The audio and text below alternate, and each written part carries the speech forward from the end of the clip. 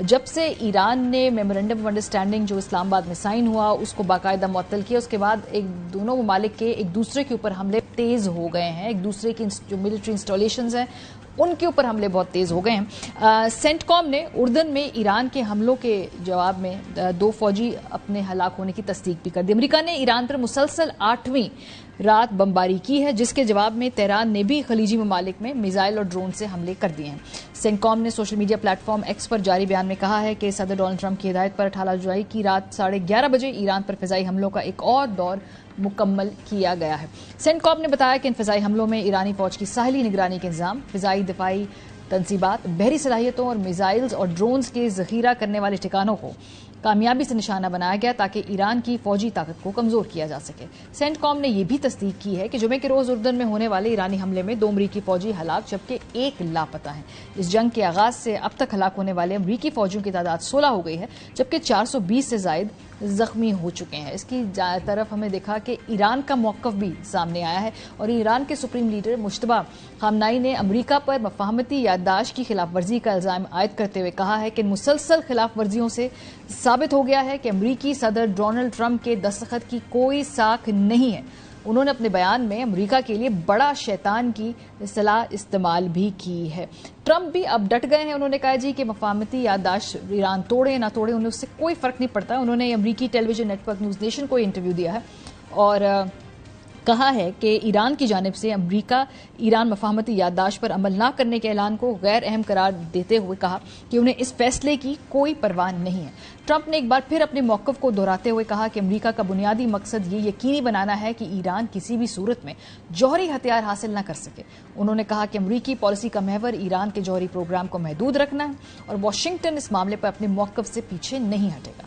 سیاسی مبصرین کے مطابق حالیہ بیانات سے ظاہر ہوتا ہے کہ امریکہ اور ایران کے درمیان سفارتی فاصلے دوبارہ بڑھ رہے ہیں جبکہ خطے میں جاری فوجی کشیدگی کسی نئے بحران کو جنم دے سکتی ہے۔ امریکہ بڑے واضح طور پہ کہہ رہا ہے کہ وہ ایران کے اندر موجود جو سویلین جگہیں ہیں اور جو پاور پلانٹس ہیں ان کو اب نشانہ بنائے گا۔ یہ ڈونلڈ ٹرمپ نے خود کہا، سنیے۔ Next week it gets really bad for them because next week comes the power plants, next week comes the bridges. We're going to knock out all their power plants, we're going to knock out all their bridges unless they get to the table and negotiate. Will these strikes continue? They'll continue until I say it's enough.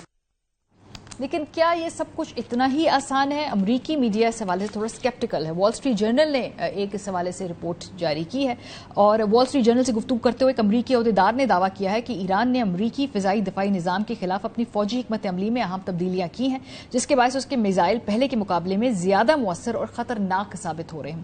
امریکی عہدیدار نے کہا کہ ایران اب ایسے تیز رفتار missile استعمال کر رہا ہے جو دوران پرواز اپنا راستہ تبدیل کرنے کی صلاحیت رکھتے ہیں جس کی وجہ سے انہیں روکنا فضائی دفاعی نظام کے لیے زیادہ مشکل ہو گیا ہے۔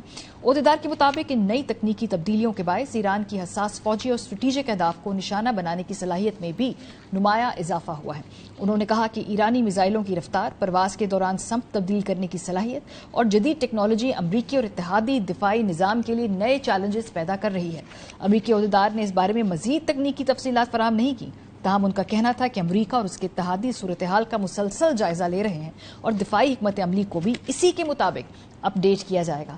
دفاعی ماہرین کے مطابق اگر ایران واقعی جدید رفتار اور راستہ تبدیل کرنے والے میزائل استعمال کر رہا ہے تو اس سے خطے میں میزائل دفاعی نظام، عسکری توازن اور سلامتی کی صورتحال پر اہم اثرات مرتب ہو سکتے ہیں۔ آبنائے ہرمز پہ ایران نے اس وقت جو کنٹرول رکھا ہے اس کو بند رکھا ہے، اس سے اب ایک قدم آگے بڑھ کے وہ باب المندب کی گزرگاہ کو بند کرنے کے بارے میں بھی بڑا سیریسلی سوچ رہے ہیں۔ یہ دھمکی دے دی ہے ایران نے اور اگر یہ بند ہوئی تو اس کا کیا فرق پڑے گا، اس پہ جو عالمی معیشت پہ کیا دباؤ آئے گا۔ رائٹرز کے مطابق جو تجزیہ کار ہے ان کا کہنا ہے کہ اگر آبنائے ہرمز کے بعد باب المندب بھی غیر محفوظ ہو گیا تو عالمی تجارت، تیل کی ترسیل، بحری جہاز رانی اور توانائی کی منڈیاں شدید بحران کا شکار ہو سکتی ہیں، کیونکہ ایران کی اسلامی انقلابی گارڈ کور نے بدھ کے روز خبردار کیا کہ اگر امریکہ آبنائے ہرمز میں اپنی بحری ناکہ بندی دوبارہ نافذ کرتا ہے تو ایران امریکہ اور ان کے اتحادیوں کو فائدہ پہنچانے والی دیگر تمام برآمدی راہداریوں کو بھی نشانہ بنا سکتا ہے۔ باب المندب بحیرہ احمر کو خلیج عدن سے ملانے والی ایک تنگ مگر انتہائی اہم آبی گزرگاہ ہے۔ یہی راستہ نہر سوئس کے ذریعے یورپ، ایشیا، افریقہ کے درمیان بحری تجارت کو ممکن بناتا ہے۔ سعودی عرب کی تیل برآمدات سمیت دنیا کے بڑے تجارتی مال بردار جہاز بھی اسی راستے سے گزرتے ہیں. اگر اس گزرگاہ میں کسی قسم کی رکاوٹ پیدا ہوتی ہے تو عالمی سپلائی چین فوری طور پر متاثر ہو سکتی ہے. باب المندب سے عالمی بحری تجارت کا تقریباً 10 سے 12% حصہ گزرتا ہے. روئٹرز کے مطابق ایران نے پہلے اپنے ہرمز میں جہاز رانی کو متاثر کر کے اپنی اہم دفاعی طاقت کا مظاہرہ کیا، جبکہ اب ایسے اشارے مل رہے ہیں کہ تہران اپنے یمنی اتحادی حوثیوں کے ذریعے باب المندب میں بھی دباؤ بڑھا سکتا ہے.